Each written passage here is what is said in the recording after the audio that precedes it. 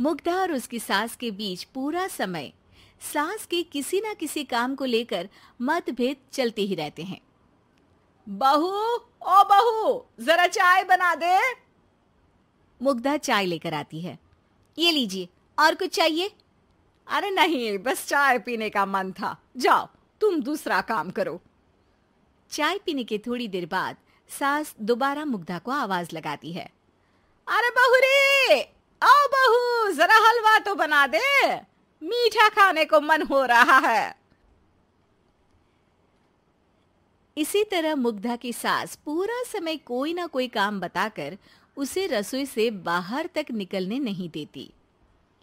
कभी चाय, कभी हलवा, कभी पानी तो कभी दूध, हर समय खाने को चाहिए और उसके लिए अपने हाथ पैर बिल्कुल नहीं हिलाने। परेशान किया हुआ है इन्होंने।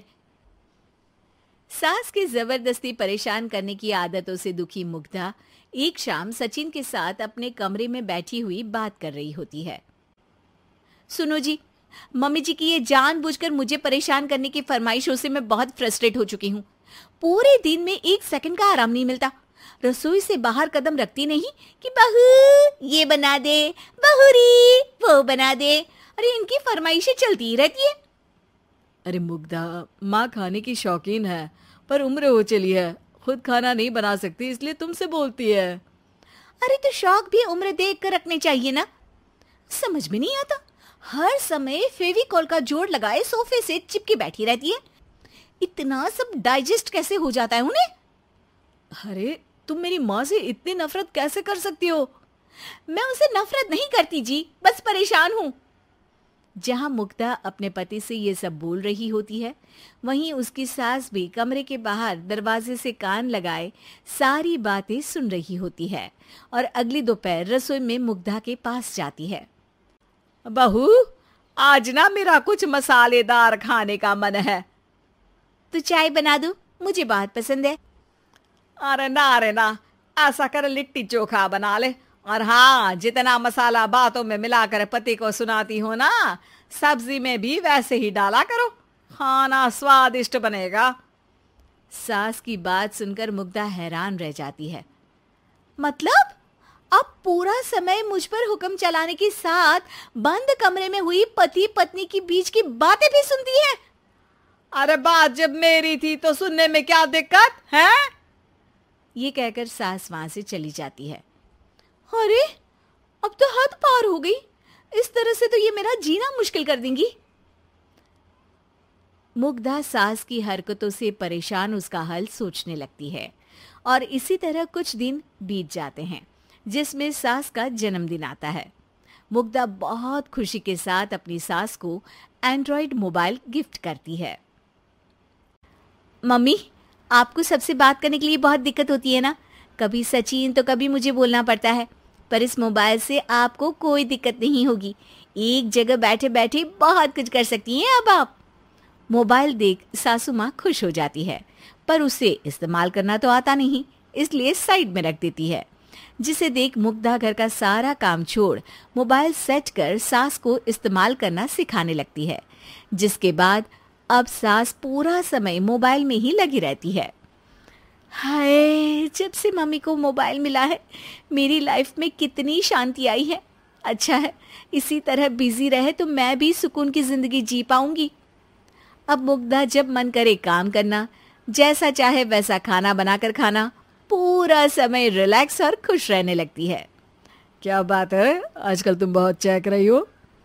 अरे मम्मी जी से छुटकारा जो मिला है, अब ना फरमाइशें ना छुप छुप कर बातें सुनना।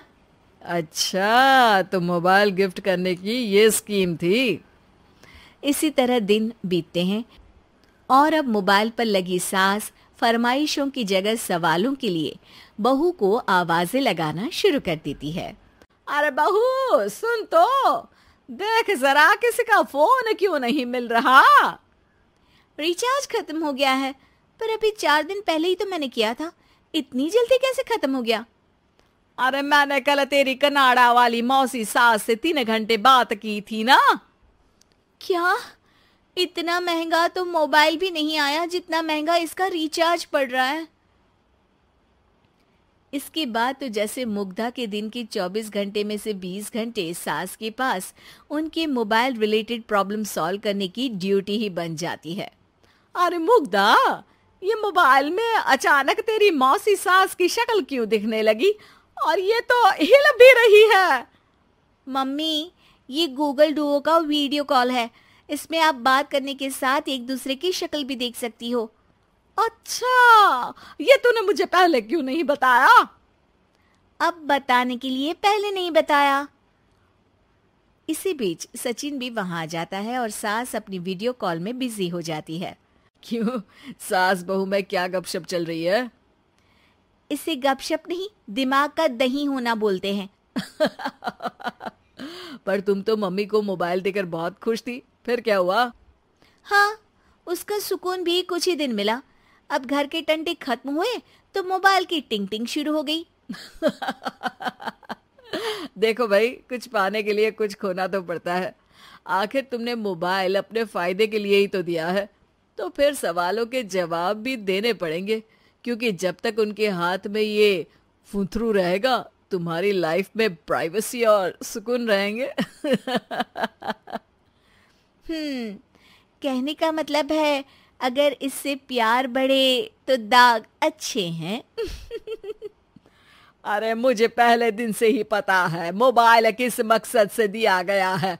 भूलो मत, इससे पहले मैं बातें ही सुनती थी। सास की ये बात सुनकर मुग्धा शॉक में और सचिन हंसता रह जाता है।